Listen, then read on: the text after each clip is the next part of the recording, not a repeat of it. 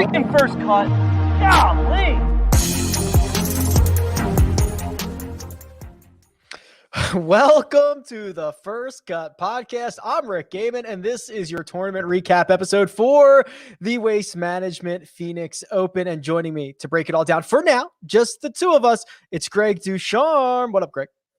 Just the two of us, you and I. Do you catch your breath after that? That was I was telling Jacob before we went hot, that was the most entertaining golf tournament on the PGA Tour that I can remember. You know, obviously you have major championships and stuff like that, but there was a moment with just a few holes to go. There were 10 golfers either in the lead or one shot back, and you had Brooks Koepka, Xander Schofley, you had Jordan Spieth, you had guys trying to break. I mean, it was unbelievable. And guys were making charges and runs, and there was a moment where, I mean, at first I'm thinking, okay, there's a couple guys who 5 shots back could probably has a chance. So the guys that are 13 under or better probably have a chance. But really, once you get it, Koepka is a guy you got to watch out for. But there's really, I mean, there's big stars here, right? You figure Schofley and Spieth are kind of in control. It's hard to imagine that both of them are gonna shoot what, even one. I mean, it's hard to imagine they're not going to make some sort of a run. I thought you had to get to at least 22 under to have a chance. So even like Koepka would have to shoot, what is it, 9 under? He'd have to shoot 9 under to reach that. So I thought that it'd be a surprise round if it was a 13 under that won. Well, that's the other thing. So often on the PGA Tour, when we do get an exciting finish, it is a birdie and eagle fest. The guys were crumbling. They were just falling apart all over TPC Scottsdale. Xander Schofley can't keep his ball out of the water. Jordan Spieth is screaming for his ball to sit down. My man, James Hahn, who would have made me a ton of money if he can play his last 8 holes at even par, he makes 4 bogeys in his last 8. I mean, this thing it really did have everything, I have to admit. Yeah. And this is the beauty of this setup, right? The golf course, the TPC golf courses are meant for these PGA Tour events, right? That's why they have that logo. That's why there are so many courses that are here, because they set up for finishes like this. You think about what happened yesterday, and then with everybody making birdies like crazy coming down the stretch. I mean, that leads you to believe if you saw a repeat on Sunday, which you saw on Saturday, somebody was going to reach 30 under. I mean, there was going to be a 59 today.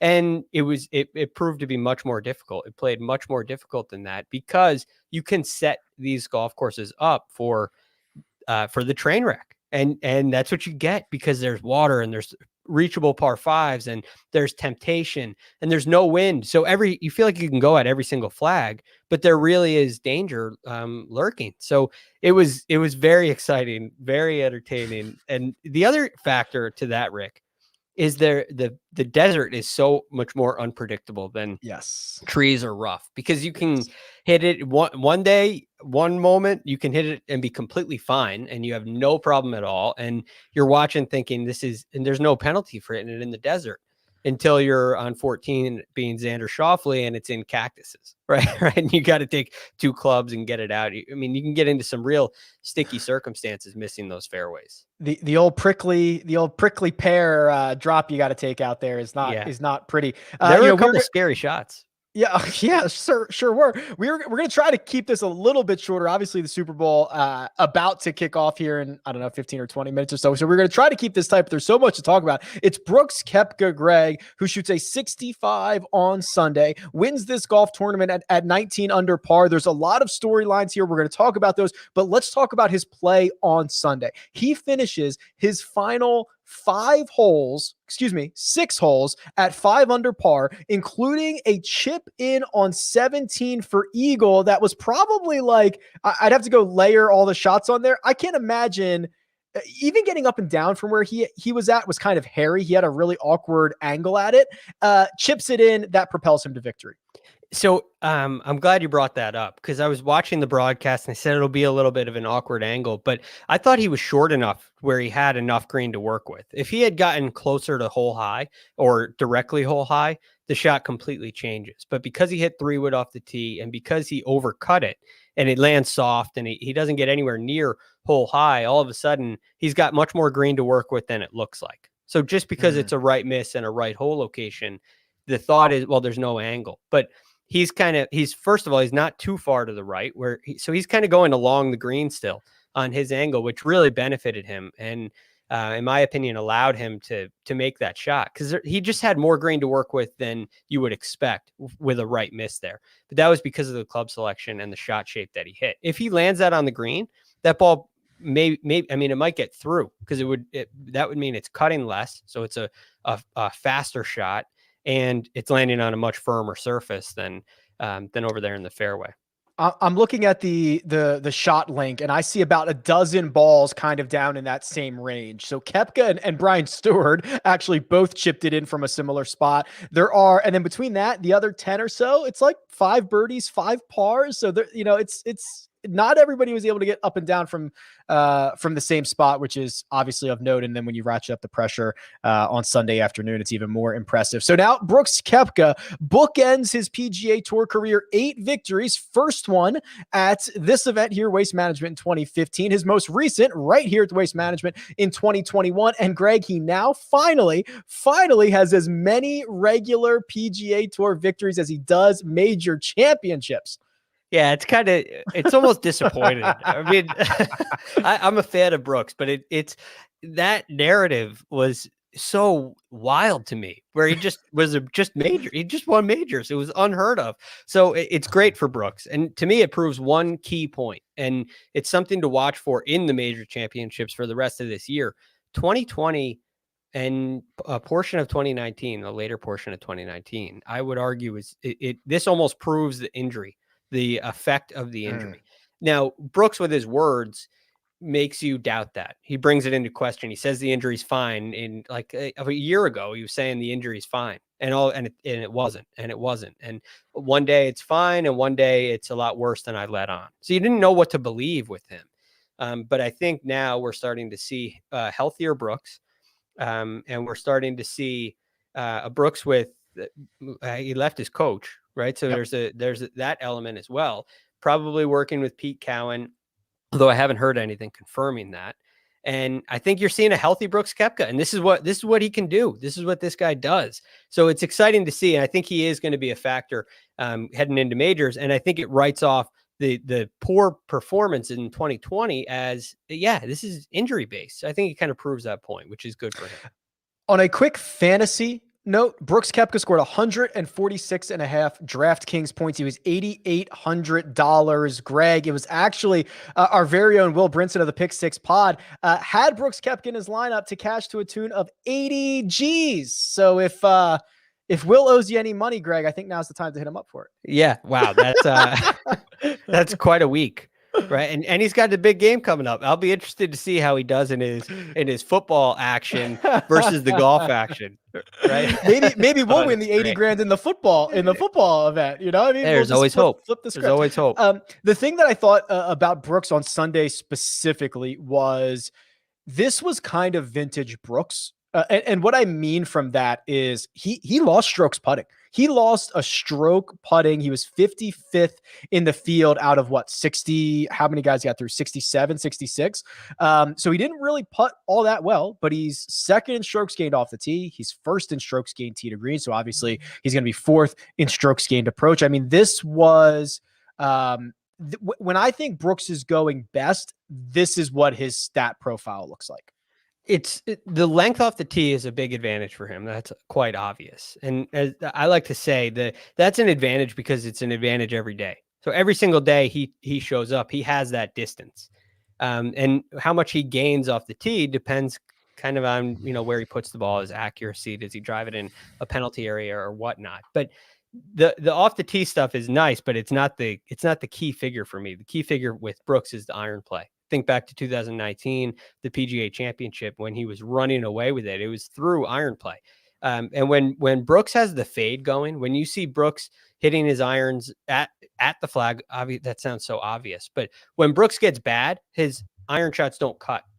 Driver too, but he hits shots that start left and stay left, maybe even hook. When he's going really good, you'll see the ball starting to peel to the right a little bit or hang in there straight. And he's done that. He's gotten rid of that pull shot, which I think is kind of the key to his success this week. Second for the week, approaching the green. The two guys, well, there was three guys in the final group, but the two that I want to talk about specifically are Jordan Spieth and Xander Schofley. We are going to wait for the arrival of Kyle Porter here. We're going to go to Xander Schofley. This was, in my opinion, Greg, for all intents and purposes, Xander's to lose. I mean, he comes into the final round in a tie with Jordan Spieth. What were they? 2 shots clear, 3 shots clear of everybody else. And 18 under. Yeah, 18 under, right? Which is what he finishes at. He shoots an even par 71. It was a bit uncharacteristic. Well, maybe I shouldn't say that. We'll get to that in a second. How did you assess what you saw from Xander Schofley on Sunday in yet another runner-up finish? So you look at his stat profile through 3 rounds, and you're seeing a guy dominating off the tee. He seems to have found more distance. He's hitting a lot of fairways. In round 3, he had 12 of 14 fairways. He's extremely accurate and extremely long off the tee. So if you look at his distance all drives versus his driving distance in 2 holes, which is the more common stat, I mean, it's 325 and 329. So he is consistently hitting the ball about 325 yards off the tee. And it's a huge weapon for him. And all of a sudden on Sunday, and here's the other thing too, Rick, you may find this interesting. There was a lot of talk on the broadcast about him being patient through his rounds through the tournament. Right. And on Sunday, it was like the patience was there, but he never caught the fire. Like it lasted 3 holes on Saturday, but I guess it was Friday's round where he plays 11 holes and 1 under before he goes on that run. And that's where they're talking about stay patient, stay patient, stay patient. Well, Sunday, it never has a chance to come to fruition because the driver lets him down.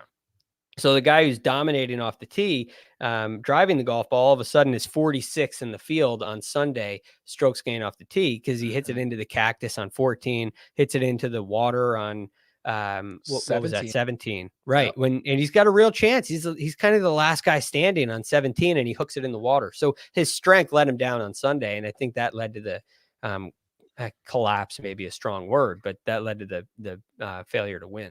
I think that's the part that, as ugly as it was, and it was not Xander's. And Mark and I talked about this on Saturday night, and I was beaming, and I was saying, oh my God, how good is this driver from this kid? He's unbelievable. And that's what let him down. But he was still standing on 17T, 1 back of Brooks. And he's got, this drivable par 4. We've seen some birdies made on 18, and it still slips away. That's just like, he wasn't able to flip that switch. And it kind of leads me to this tweet that we have here, Greg. And I want to attribute this. It's to Shane Ryan, who says Xander is the generic Walgreens version of Finau. You don't want to admit it, but then one day Finau's out of stock. You buy Xander out of necessity, and you're forced to conclude that, yes, it's basically the same. You are the Finau whisperer. You are the Finau apologist that we have. Is Xander Schofley a discount version of Tony Finau? Oh man. So he's got more wins already, right? He won a tour championship already. He won a Greenbrier, and he's won a World Golf Championships as well. Does he have 3 wins or 4? I feel like he has 4. Well, are you counting Century Tournament of Champions? Right. He also won the Shadow leaderboard. That's what I was wondering if he was asking about. Okay, the Shadow leaderboard. Right. No, I'm not counting that as a win. I just don't want to go down that path. Am. Okay. Well, so does the official World Golf Ranking. But anyway, he's still accomplished more than Finau at this point. And to me, he lasts longer than Finau in that he has a chance on 17. Finau seems to eject a little bit earlier on Sundays.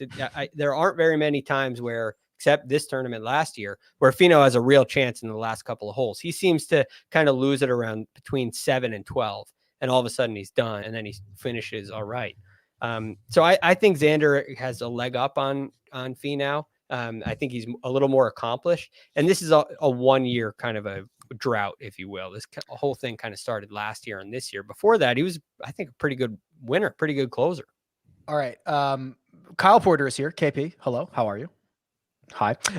Here's what I'm going to do. We've got the main course of Jordan Spieth coming. I'm going to get you involved here with a little bit of appetizer, Kyle. So Xander Schofley, we've just been talking about yet another runner-up finish for the X-Man.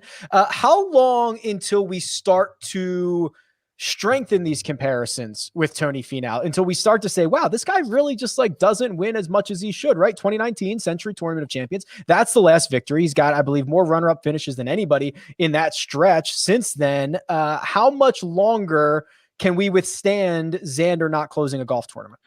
Well, here's what I think about Xander. I think this conversation, we talk about this with Finau, it's so hard because it's like we're criticizing you for being the second best guy every week. It's like such a, right. It's such a, and like winning it's is just mean. It is mean. And winning is overrated. I think the thing with Xander so two things. One, it feels like he's allergic to the lead. I mean, I've said that before, and I just like all you have to do today is shoot 70 to get in a playoff. And I think with Finau, it's like, okay, he has a weakness, right? He's not a great putter, and especially on the weekends. Xander and Greg has been really good on this. He doesn't have any weaknesses. And so when stuff does pop up, it feels more like choking is the wrong word. It feels more like he's fading late than like playing into his weakness like it sometimes does with Finau. And right, so like the pressure's the weakness. Yeah. And with Finau, you're like, he's just not really a great putter. And, you know, that pops up on the weekends. And with Xander, it's like, there are no weaknesses. Why is he shooting a 71 on Sunday?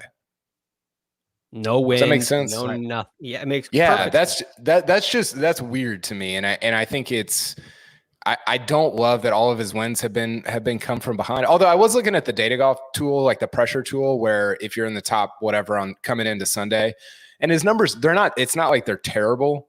Like when he enters with a lead or in the top 2 or 3, but he hadn't really closed. I don't think he's closed any of those out. Maybe I think he closed out the shadow leaderboard, which you may or may not count. But I think it works against him that he doesn't have holes and still hasn't won one of those. See, the shadow leaderboard almost goes, if you do count that, it almost proves the point. Like he can do it when, because he doesn't. He's not thinking about the shadow leaderboard, right? It's a great call. Yeah, no, it's a great call. It actually worsens the problem. Okay, well, his 54-hole co-leader Jordan Spieth shoots a 1/72 on Sunday to finish in a tie for 4th with Carlos Ortiz and Steve Stricker. Kyle Porter, this is the first opportunity we have had to speak since Thursday evening. There was a full lather for Jordan Spieth on Saturday, and rightfully so, as he went out and shot a 61. But he was never able to get anything going on Sunday. Immediately bogeys the first hole, makes the turn in 2 over. He's 3 over by the time he steps on 12T. How would you assess Jordan Spieth's Sunday? And then we'll talk about how you would assess Jordan Spieth's week. So I read this Sports Illustrated article several years ago, like 15 years ago, about Brett Favre. That's not where people thought I was going, but that is like the last thing I saw coming. Okay. It's about Brett Favre. And he talked about how he loved getting sacked on Sundays because it reminded him that he was alive, that all of this stuff was reality, that all of this was happening. And that's what I felt like when Spieth hooked it in the water on 15 and 17. I felt just alive because I was getting waylaid by these tee shots on 15 and 17. It had been I can't do the show anymore. It had been far too long since the dream of a Jordan Spieth win had been dashed by water on the back 9 of a tournament. And there we are. I mean, look, like the bottom line here, and I didn't see everything on what you and Mark talked about on Saturday, Rick. It is so hard to win a golf tournament when you're 64th in the field in driving. And that wasn't only true on Sunday. It was true throughout the week. And his iron play for the first, 2 of the first 3 days, or I can't remember Thursday, but he was number 1 in the field by a wide margin. His iron play was awesome. And people talk about the 30-footers, and that's fun. But the reason he's playing well and scoring is because of his iron play. And that's always been true, but his driver misses are just so bad right now that your iron play has to be like Tiger in 2000 to even be in it, you know? And so I just think it's sort of the natural, like it's always going to trend toward what he did on Sunday unless you tighten up the driver. Yeah, I think I want to mine into that a little bit. So Greg, 66 golfers made the cut. Of those 66 golfers, Jordan Spieth finished 64th in strokes gained off the tee, and he was second to last on Sunday alone. He was 65th. Kyle is absolutely right. By a pretty large margin, he was the best player in the field in strokes gained approach. Now, that to me is at least something to be optimistic about. That's the one thing that keeps you going. But you cannot lose nearly a stroke around off the tee on the PGA Tour and expect to contend on a regular basis. You know, I'm curious to know, Rick, if his poor driving actually benefits his strokes gain approach numbers. I'm not trying to take away from his iron play. I'm just he's coming out of some circumstances where the scoring average from the trees, 170 yards away will that's where he's coming from, and he doesn't have to hit it quite as close to make a benefit. Do you think does that have any effect on his strokes gain approach? I was thinking about this, Greg, and I know you're asking Rick, and I'm just jumping in. But go for it. Oh, yeah. So one, you got to hit the shots, but two, you're only able to hit the shots at a place like Phoenix, at a place like I mean, if you're driving it like you did this week at Torrey, I mean, you don't even have the option to be able to gain strokes on approach because you're just dead, And so it's almost like it doesn't take away, but it certainly limits, I think, the courses that you can compete on.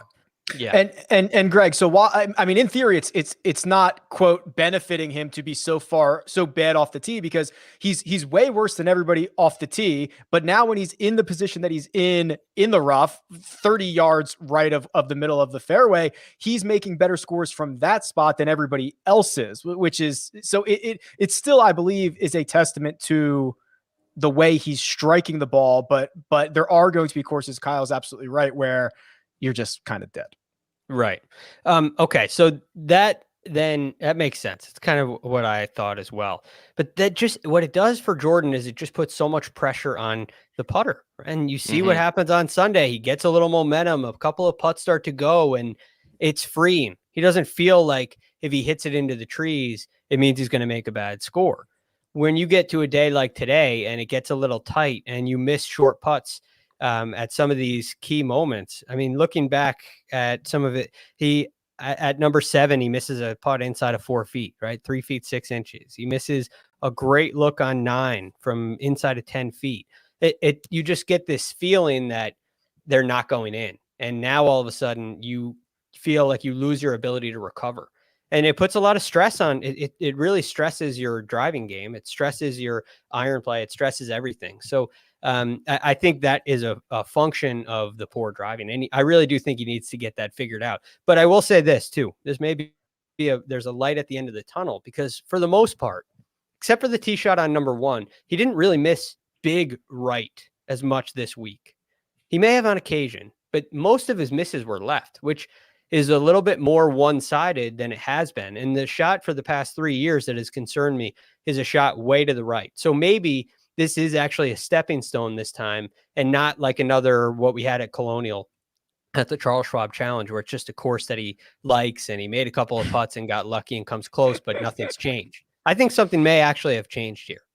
Okay. I love that hooking it in the water on 15 and 17 is a stepping stone. I don't disagree with you, but like, it's just, I think it shows like where we've been with Spieth over the last 2 or 3 years. Yeah, absolutely. And I think what Greg brings up is a perfect segue, Kyle. I mean, Jordan Spieth, Brooks Koepka, 2 of the guys that we have labeled as huge question marks heading into 2021. Well, Brooks just said, "Hi, I'm still here. Don't worry about me. I'm just fine."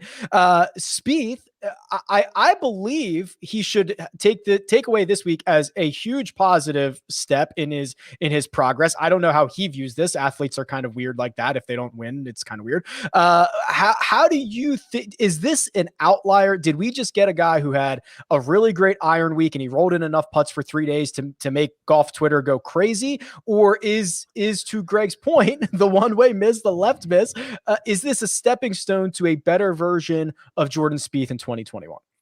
Well, it did feel it has felt over the last 2 or 3 years like it was always something else. It was always, okay, well, you figured out the iron play, I can't putt. Figured out approach play, I can't chip, whatever.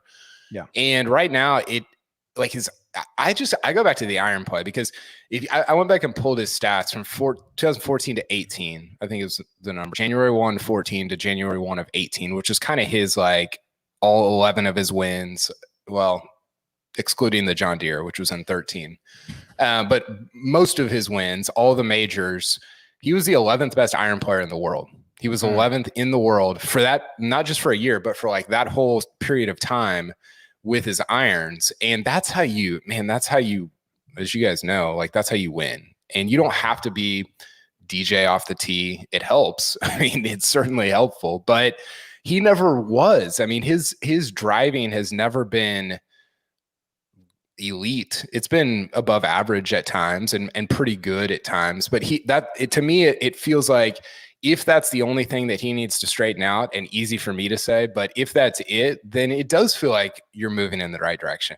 I don't know if that's the case. He might show up at Pebble next week and just, lose 3 strokes every round with his putter. I don't know. I think it takes more than 4 rounds to figure out if you have a trajectory. But if it's just the driver, I do think you're sort of moving in the right direction. And the whole thing is fascinating, right? Because we're watching it play out in real time. We're watching an all-time great just grapple with himself and this stupid sport. And it's so it's probably torturous for him at times, but as a fan, as somebody who covers this, it's fascinating to watch it play out. I certainly had the warm and fuzzies this week from Jordan Spieth, which I have not had in quite some time. We're going to have a lot more conversation about Jordan Spieth. He is headed back to a place that has been friendly to him next week. We're going to talk about that. But first, we're going to take a quick break and hear a word from our partners. And we're back. Quick odds and ends here, gentlemen. We'll get you out of here so you can watch the Super Bowl. There's a little coin toss action going on right now.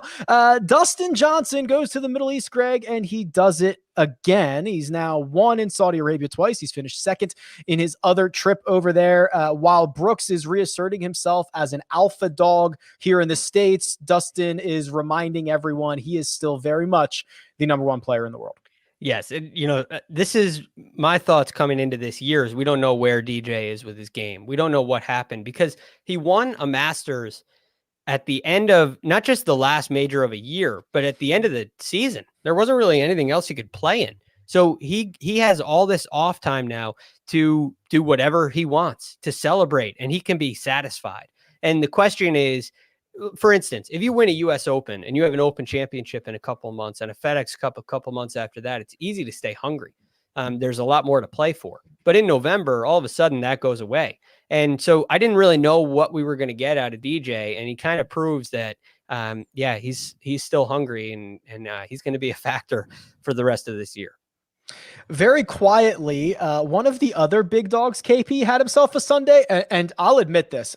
I did not notice Rory Mcilroy shot a 7 under 64 until about 5 minutes ago as I was prepping for this. He comes in 31. He's still obviously trying to figure it out. It's just put it on repeat. Rory Mcilroy has failed to put 4 rounds together. We have seen glimpses, 2 rounds, 3 rounds at a time of him being great, of him being phenomenal. He needs 4 rounds. That's what gets him into the winner's circle. We have not seen it now since 2019. Yeah, that's almost word for word what I wrote in my recap. And I think that, if you're looking at, you should have written it. If you're looking for positive takeaways, I think it's that his iron play improved every day. It was pretty mediocre, especially for him on day 1, better day 2, better day 3. And then he might've been top 5 on he was in the 10th. Okay. 10th in the final round. And, that for me is the part where the driver's always going to be there. His putting, it's not going to be terrible. It's not usually going to be elite, but where's your iron play at? That for me is the tell for him of like, is he feeling it? And you're right. Like he just always has these it started early on Thursday. It was double the first hole, then bogey the next. And you're like, okay, well, maybe this is it turned out to be the round that was kind of the, his bad round for the week, but it cost you the tournament, and he can't seem to put 4 of them together at the same time. But the positive takeaway is the strong iron, or the improved iron play every day. Yeah, if he's going to be so he finished the week 26th in strokes gained approach. He'd probably win a lot of golf tournaments if he was 26th with his irons every single week, because the driver's so good. He'll find enough putts to make that he'll be just fine. So definitely good signs for Rory over the course of the last 4 rounds. Greg, we talked about this at the top. Some of these guys just crumbled. I mean, James Hahn got to 19 under. James Hahn got to 19, which ended up being the winning score, found himself a leaderboard, looked at it and said, oh boy, I'm in big trouble. I saw you on Twitter. What was the gambling thing? I was going to break our friends over at Will Hill if James Hahn won this. So thanks to Will Hill, and I live in Nevada, I have the mobile app now. So they list over the course of Sunday, they list the live bets, and they list out the top 20 guys. And then they have a number for the rest of the field. Anybody else who's not listed. They forgot James Hahn. They forgot to list James Hahn. And I looked at it and I saw he's 2 shots back, and the field number was 125-1. And I'm like, well, wait a minute. Am I missing something? Is James Hahn what's happening here? I go look around. He's 14-1 in other places. I see him at 125-1. So I started making small bets. I'm like, okay, let me throw a little bit more on this, a little bit more on this, a little bit more on this. I ended up only putting about $80 on it to win whatever that would have been, like 11 grand. But I'm like, this is wrong. And then they finally figured it out. So then the field number, it came down to 10-1. It came down to 5-1. It was a favorite for a short time. And then I think he got to 11, and that's where he made his first of 4 bogeys in his last 8 holes to have me weeping and cough this tournament. I mean, great finish. He finished 10th, but not what I was looking for. So you probably helped our friends. That's why they're friends over. That's why they're friends. Yeah. That's good relationship. Actually, yeah, they should hey, kick that back to me. Those are our friends. I was helping out. I made you aware of this terrible number that you have laying out there. Yeah, you should get into sales. But for James Hahn, I mean, it's just a couple of tee shots that really end it for him. The one on 11, you can kind of understand because there's the water left, but all of a sudden the nerves start to jump up, and now there's water on the left. It's a tough tee shot. He has to pitch out and lay up, makes bogey there, and then on 13 hits it on a par 5, you can't hit it in a penalty area. That's just the one thing you can make there are so many ways to make a birdie. If you don't hit it in a penalty area, you can't do that. You can't make that mistake. So to me, that was the fatal flaw. Then you see the really squirrely one after the drop from that penalty area where the ball's well below his feet. He hits it. I mean, he basically it may have hit the hill in front of him. I was going to say it was not great. Yeah. It gets messy, but when you start to hit shots like that and you're nervous and you're shaking and your hands are sweating, you feel like you're a completely different person. So James Hahn lost James Hahn and probably stopped telling himself that he's the best golfer in the world. And it got the best what? The best what? Get the this is a family show. It was honestly kind of tough to watch because he's thinking about it. And it's just like every shot was, I mean, it looked like me out there, honestly, like me, not like if I was as good as James Hahn, but like me currently, like there was some shots down the stretch that were just, it was rough. It certainly was. Looking ahead to next week, gentlemen, I use this word a lot, another iconic staple on the PGA Tour. We head to Pebble Beach. We continue the California swing. It's a bit of a top-heavy field. Dustin Johnson coming back from Saudi Arabia. He has been phenomenal here. Jordan Spieth also has a great record. We're going to see Patrick Cantlay again. Daniel Berger, Will Zalatoris, Paul Casey, who's coming off a victory 2 weeks ago in Europe. KP, always a fun one. And this one, even though we've had a couple of guys who have unbelievable records at Pebble Beach, we've got like a Ted Potter Jr. win. Like the shorter guys can kind of compete here. It's a fun one. Remember when Ted Potter took down DJ? Yeah. Mano y mano. It wasn't like 09 DJ either. It was like 2000 peak DJ. Yeah, major champion DJ. Yeah, DJ is obviously I got up early and watched Saudi this morning, and his superpower is that he never changes. And we sometimes frame that in a bad way with like somebody like a Fowler, who it's like you can't figure out the rhythm of the tournament. I think he understands, like he's very smart about that stuff. And he didn't putt at all. I don't know how much you guys saw. He lost strokes badly in 3 of his 4 rounds and just kind of rolled. I mean, it was terrifying. It was a really good field too. And he just was. It was crazy. I think him and Spieth are obviously the 2 huge storylines. I mean, for Spieth, can you back it up? He's had a handful of top 10s in the last 3 years.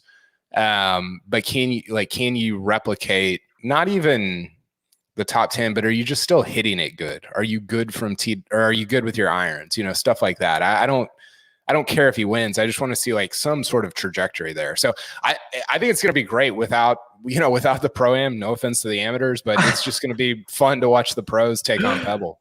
I actually think there's so much more pressure on Jordan Spieth next week, because now we're like, oh, he's back, right? Like, can you follow it up? Now he is a storyline again. Do you think he is back? Like, is that your opinion?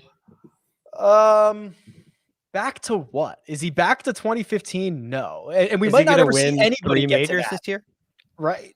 Like we might never see anybody get to 2015 Jordan Spieth. I mean, what he did is like the best season post Tiger Woods, right? I mean, so no, I don't think he's back at that, but like, should he contend 5 times a year? Yeah, he should. And if he wins once, maybe he wins 0 times, but he needs to contend 5 times a year.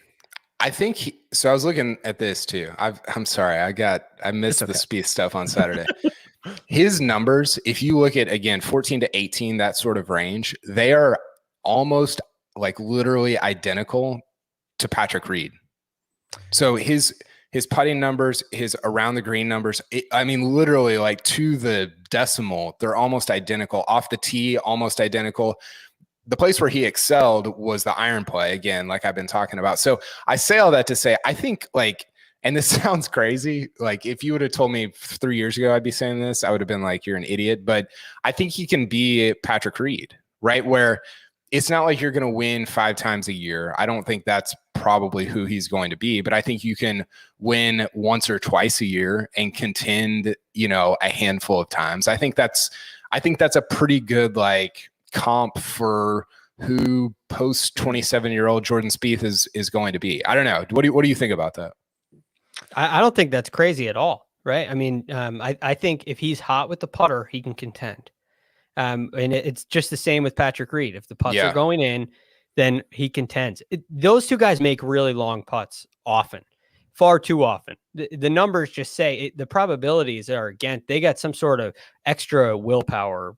They're using the force sometimes, and when they can tap into it, they can compete with anybody, because that's the hardest guy to beat. But you can't do that regularly. So that's why they're not going to. What Spieth did in 15, 16, 17 was ridiculous, and I think we're learning that that's the anomaly. And I think the caveat to that, KP, is that there are going to be weeks he just can't contend. Like, if it's very penal for missing the fairway, it's not a Jordan Spieth week. Yeah, and it's kind of Mickelson-ish in that way, I don't. Now, but how does he finish 3rd at Bethpage Black? Do you consider Bethpage Black not penal? Are you talking penalty areas, Rick? Dude, that was crazy. I was there. I think that's a different version. That's a different version of. Yeah, I followed Koepka and Spieth on that Saturday when they're in the final pairing. I've said this before. Spieth looked like he was playing the Pro-Am, but not on the pro side. I mean, it was like, find the club face, bro. Like, it was unbelievable how, and it speaks to, like, you know, Spieth should try to be Webb, like, just get it just somewhere in the vicinity. I mean, Brandel brought this up. He was like second to last or last in the field in distance from the edge of the fairway. So when you miss the fairway, how far are you missing? And he was like, he was missing by like 55 feet or something. It's like, just bunt it out there and then let everything else take over. And he's, again, easy for me to say. You want to know what else he did, Greg? He gained 10.6 strokes putting, his best putting week in the last 6 years. So that goes certainly a long way. Gentlemen, we're going to spend a lot more time talking about Jordan Spieth. We're going to spend a lot more time talking about Brooks Koepka. We're going to spend a lot more time talking golf. Take a break. Go watch the Super Bowl. 2 punts. You haven't missed a darn thing. So thanks for joining us. That's Greg Ducharme. You can find him on Twitter at @TheRealGFD. That's Kyle Porter, who you can find at Kyle Porter CBS. You can find me at Rick Run Good. This has been The First Cut. We'll catch you next time.